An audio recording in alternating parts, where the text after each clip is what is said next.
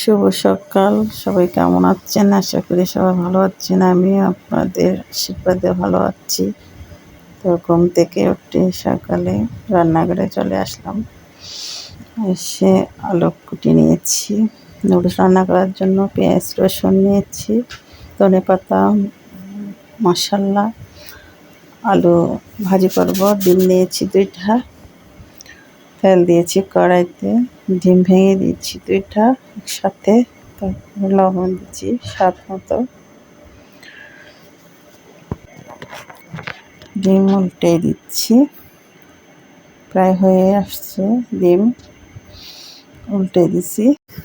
ডিম ভাজি শেষ করে এখন কড়াইতে আবার তেল দিয়েছি। তেল যখন গরম হয়েছে এবার রসুন দিয়েছি, আবার পেঁয়াজ দিয়েছি। পেঁয়াজ দেওয়া শেষ, পেঁয়াজ লাল হয়ে আসছে। এবার হলুদ দিয়েছি, সামান্য মশলা দিয়েছি, লবণ দিয়েছি একটু করে। তারপর নেড়ে ছেড়ে যখন হয়ে গেছে এবার আলু দিয়ে দিব।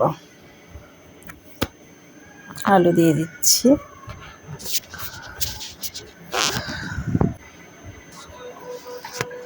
আলু এবার নেড়ে ছেড়ে দিচ্ছি, নেড়ে ছেড়ে হয়ে গেছে। এবার নুডলস দিয়ে দিচ্ছি। নুডলস দেওয়ার পর নেড়ে ছেড়ে যখন হয়ে গেছে ধনেপাতা দিয়ে দিলাম। নুডলস প্রায় হয়ে আসছে। নুডলস রান্না শেষ।